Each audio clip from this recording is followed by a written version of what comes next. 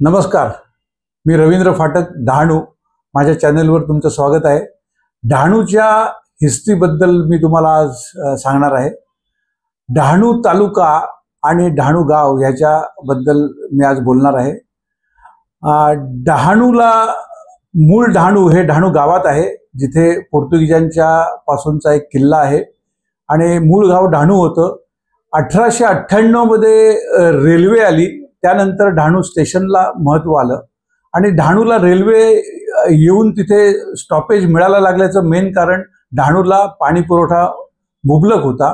म्हणून वेस्टर्न रेल्वेवर मल्याण आणि सेंट्रल रेल्वेवर कल्याण ही दोन वॉटरिंग स्टेशन होती. म्हणून वाफेच्या इंजिनवर चालणाऱ्या गाड्या डहाणूला थांबायला लागल्या आणि डहाणूचं स्टेशन नंतर डेव्हलप व्हायला लागलं. आता डहाणूच्या जवळ असणारा सावटा गाव हे अनेक 100 वर्षापासून तिथे बंदर आहे आणि ते बंदर लाकडाचा व्यापार करायचे. लाकडं तिथून निर्यात व्हायची आणि हा बिझनेस अनेक वर्ष चालला. जवळजवळ 1980 पर्यंत हा बिझनेस चालला. मेजॉरिटी लोकांचा पूर्वी बिझनेस हा लाकडाचा होता, कोळशाचा होता आणि गवताचा होता. त्यामुळे डहाणूमध्ये अनेक तुम्हाला जंगल कामगार सोसायट्या त्यावेळेला बघायला मिळतील. ती जंगल तोड करायचे आणि तो व्यापार करायचे. म्हणजे डहाणूला ॲग्रिकल्चर प्रोड्यूस नव्हतं. जे काय होतं ते स्वतःच्या गरजेपुरतंच होतं. त्यानंतर 1890च्या सुमारास पारशी इराणी कम्युनिटीचे काही लोक डहाणू भागात आले.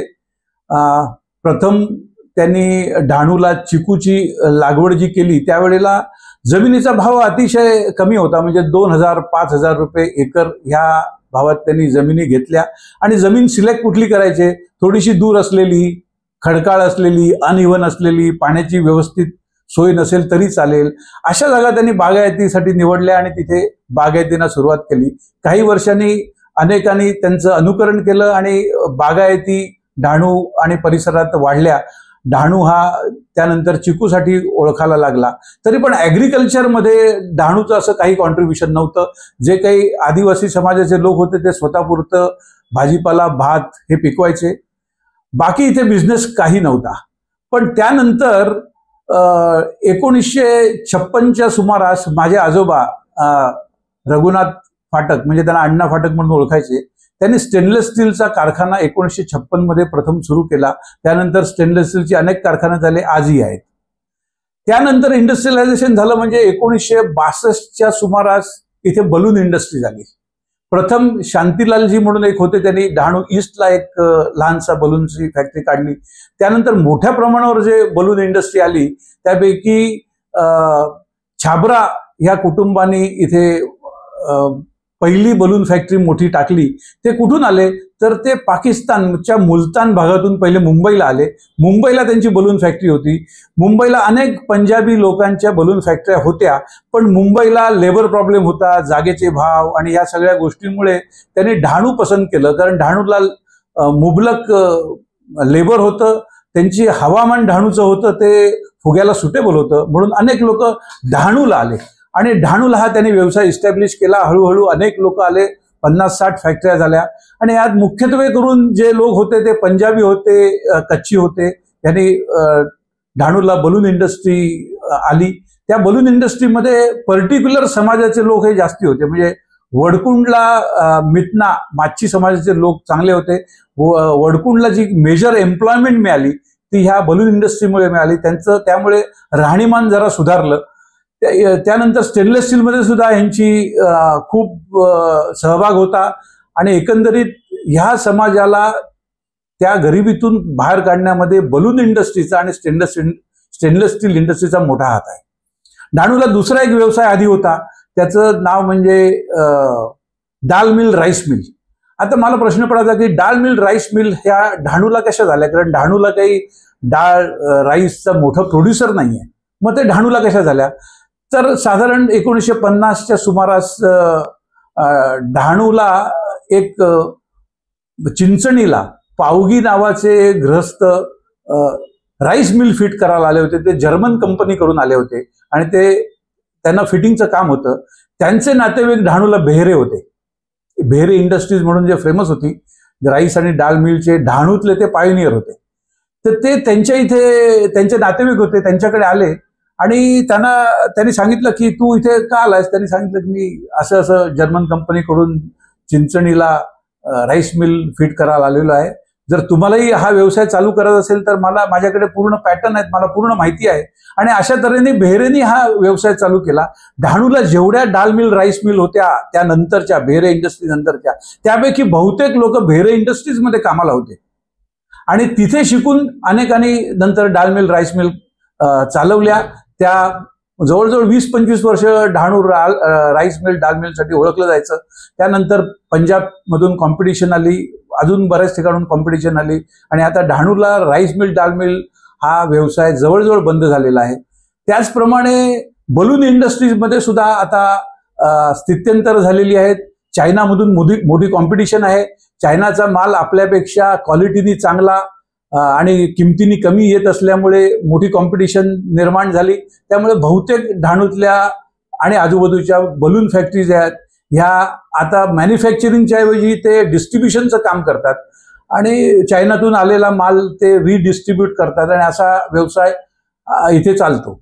स्टेनलेस स्टीलमध्ये सुद्धा आता स्टॅग्नन्सी आलेली आहे. पुढल्या 10 वर्षामध्ये बफिंग युनिटमध्ये सुद्धा लेबर मिळणं कठीण जाणार आहे आणि हा उद्योग सुद्धा एका फेजमधून ट्रान्झिटमधून जातो आहे. पुढे काही ह्याला फार मोठं भविष्य नाही आहे. डहाणूमध्ये हे जे वाडीवाले होते त्यांनी फार स्वस्तात जागा घेतल्या होत्या म्हणून त्या इकॉनॉमिकल होत्या, परवडत होत्या. आता बदल झालेला आहे. त्या वाडीवाल्यांना बहुतेकांना त्यांच्या जागा डेव्हलप करायच्या आहेत.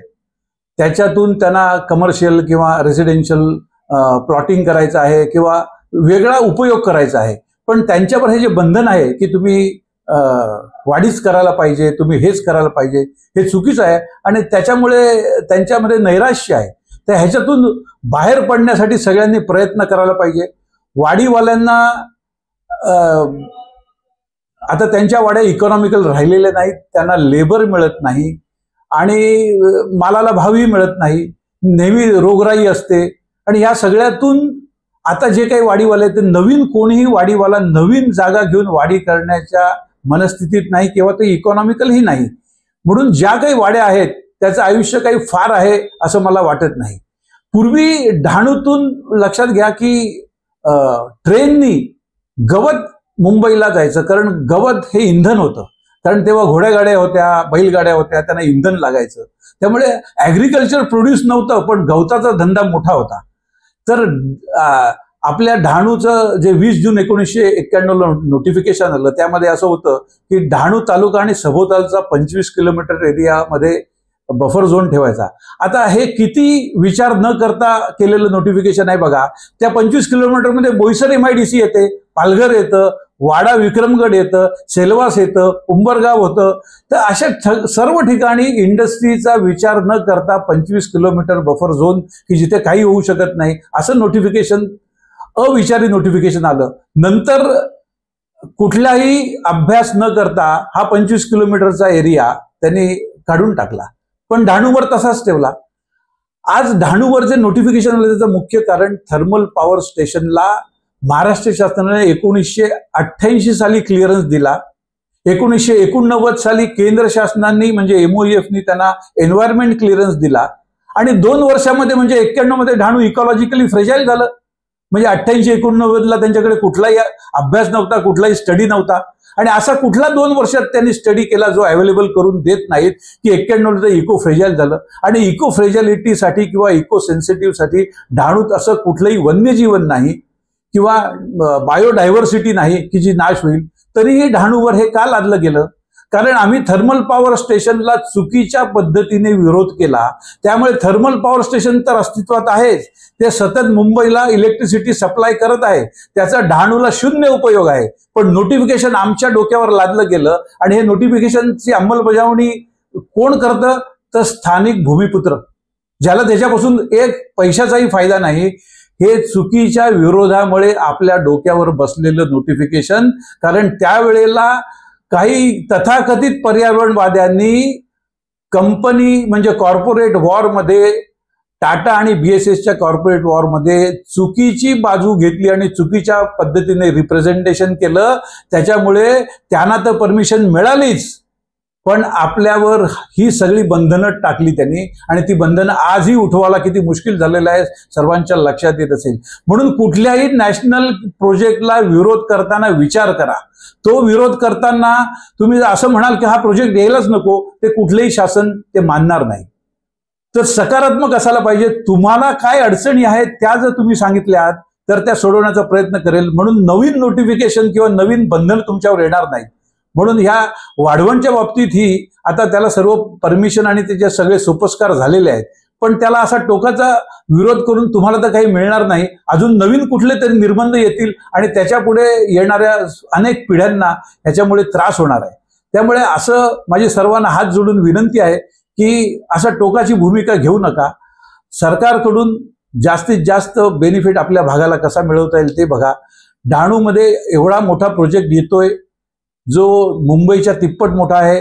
बुलेट ट्रेन जातीये, DFCC जातीये, मुंबई बरोडा एक्सप्रेसवे जातोय. त्याच्यामुळे जे इथे शहरीकरण होणार आहे ते शहरीकरण होण्यासाठी जर डहाणूला लँड कन्व्हर्जन दिलं नाही, हे जर त्यांनी अडवून ठरलं तर डहाणूमध्ये अनधिकृत बांधकामं वाढतील आणि त्याला शासन काही करू शकणार नाही. दुसरी धारावी उभं राहू शकते पुढल्या 15-20 वर्षामध्ये.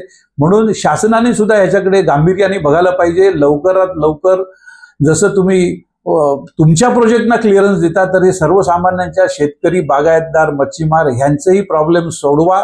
त्यांनाही तिथे विकास करता येईल असं बघा. आज डहाणूमध्ये अनेक तरुण वर्ग हा डहाणूत राहायला तयार नाही. तो कामधंद्यासाठी बाजूच्या तालुक्यात जातो, बाजूच्या गावात जातो. हजारो तरुण रोज डहाणू सोडून इतरत्र कामाला जातात. हे रोखण्यासाठी आपल्याला डहाणूचंच डेव्हलपमेंट व्हायला पाहिजे. त्यासाठी सर्वांनी सकारात्मक राहावं आणि उगाच या तथाकथित पर्यावरणवाद्यांच्या नादी लागू नका. हे सर्व पर्यावरणवादी शहरात राहत असतात.